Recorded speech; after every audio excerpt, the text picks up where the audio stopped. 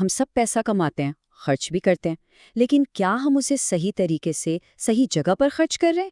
تو چلیں آج ذرا سمجھتے ہیں کہ اسلامی تعلیمات کی روشنی میں خرچ کرنے کا صحیح الہی حکم کیا ہے، تاکہ جو بھی کنفیوژن ہے وہ دور ہو اور ہمیں ایک روحانی وضاحت مل سکے۔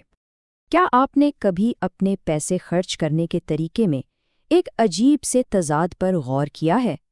اکثر ہمارے فیصلے ہماری اپنی ہی اقدار سے میل نہیں کھا رہے ہوتے۔ ذرا یہ منظر سوچئے، یہ بہت ہی عام ہے۔ ہم ایک بڑے شاپنگ مال میں جاتے ہیں، برانڈڈ کپڑوں پر ہزاروں روپے خرچ کر دیتے ہیں، ایک بار بھی نہیں سوچتے۔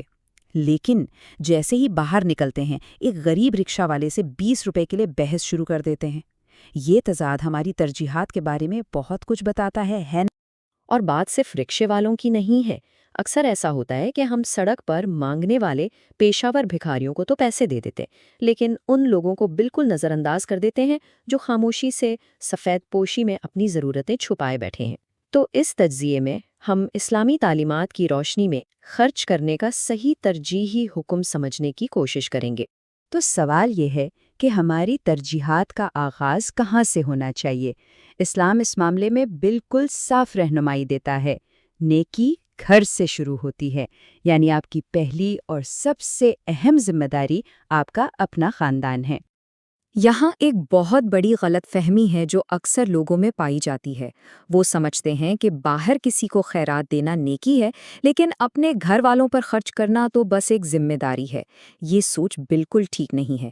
حقیقت یہ ہے کہ اپنے خاندان کی ضروریات کو پورا کرنا صرف ایک فرض نہیں، بلکہ یہ اجر و ثواب کے لحاظ سے سب سے بہترین نیکیوں میں سے ایک ہے۔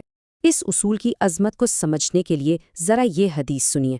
تصور کریں، اپنی بیٹیوں کی اچھی تعلیم و تربیت کا اجر یہ ہے کہ قیامت کے دن نبی کریم صلی اللہ علیہ وسلم کی قربت نصیب ہوگی۔ بھلا اس سے بڑا کوئی نام ہو سکتا ہے؟ تو اس کا مطلب کیا ہوا؟ اس کا مطلب یہ ہے کہ اگلی بار جب آپ اپنے خاندان پر، اپنے بچوں پر خرچ کریں تو اسے کوئی بوجھ نہ سمجھیں۔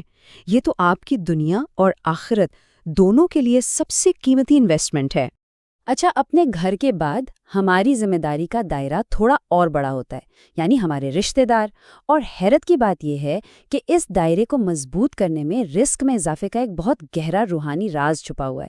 یہ حدیث ایک بہت ہی طاقتور فارمولہ بتا رہی ہے۔ اگر کوئی چاہتا ہے کہ اس کے رزق میں وسعت ہو، اس کی زندگی میں برکت ہو، تو اسے اپنے رشتہ داروں سے تعلقات مضبوط کرنے چاہیے۔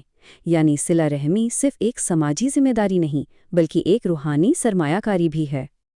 اب دیکھیں، اس کا ایک بہت ہی پریکٹیکل فائدہ بھی ہے۔ جب آپ اپنے ضرورت مند رشتہ داروں کی مدد کرتے ہیں تو اللہ اس کے بدلے میں آپ کو صحت کی نعمت سے نوازتا ہے، اور جب صحت اچھی ہو تو ڈاکٹروں اور دواؤں پر ہونے والے خرچ میں خود بخود کمی آ جاتی ہے۔ یہ ایک حقیقی اور عملی مالی فائدہ ہے۔ گھر اور رشتہ داروں کے بعد اب سوال یہ اٹھتا ہے کہ خیرات کے اصل حقدار کون ہیں؟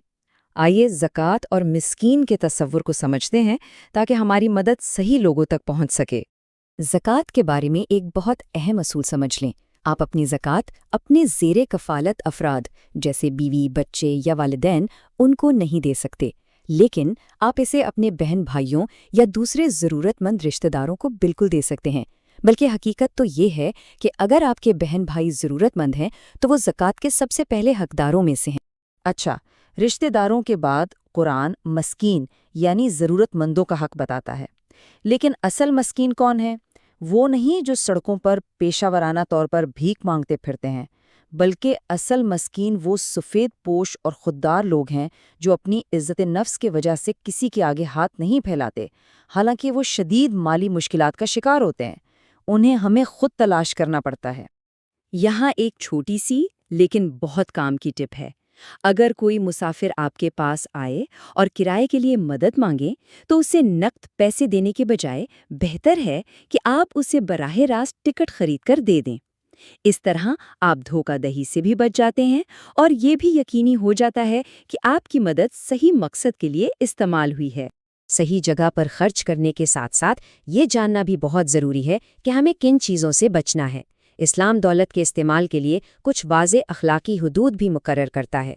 قرآن پاک میں فضول خرچی کرنے والوں کو شیطان کے بھائی کہا گیا ہے۔ یہ ایک بہت ہی سخت تنبیہ ہے جو ہمیں دکھاوے اور اسراف کی سنگینی کا احساس دلاتی ہے۔ شادی بیاہ پر بے تحاشا پیسہ لٹانا اور دکھاوا کرنا، یہ صرف ذاتی گناہ نہیں بلکہ اس سے معاشرتی بگاڑ بھی پیدا ہوتا ہے۔ جب غریب رشتہ دار اور پڑوسی یہ سب دیکھتے ہیں تو ان کے دلوں میں احساس محرومی اور حسد جیسے جذبات پیدا ہو سکتے ہیں۔ یہ چیز معاشرتی ہم آہنگی کو نقصان پہنچاتی ہے، اس لیے سادگی میں ہی بھلائی ہے۔ اچھا، اگر کوئی مانگنے والا آ جائے اور آپ اسے کچھ نہیں دے سکتے یا آپ کو لگتا ہے کہ وہ پیشہ ور ہے، تب بھی اسلام ہمیں حسن سلوک کا حکم دیتا ہے۔ اسے جھڑکنے یا ڈانٹنے کے بجائے قرآن کی ہدایت کے مطابق نرمی سے معذرت کر لیں، جیسے اللہ آپ کی مدد کرے، اور آگے بڑھ جائیں۔ تو آئیے اس ساری بات کا خلاصہ کرتے ہیں۔ خرچ کرنے کا صحیح الہی حکم کیا ہے؟ سب سے پہلی ترجیح آپ کا گھر یعنی بیوی بچے، دوسری ترجیح آپ کے ضرورت مند رشتہ دار، تیسری ترجیح وہ سفید پوش مسکین جو اپنی ضرورت ظاہر نہیں کرتے، اور آخر میں عام خیرات جیسے کسی مزدور کے ساتھ فراخدلی کا مظاہرہ کرنا۔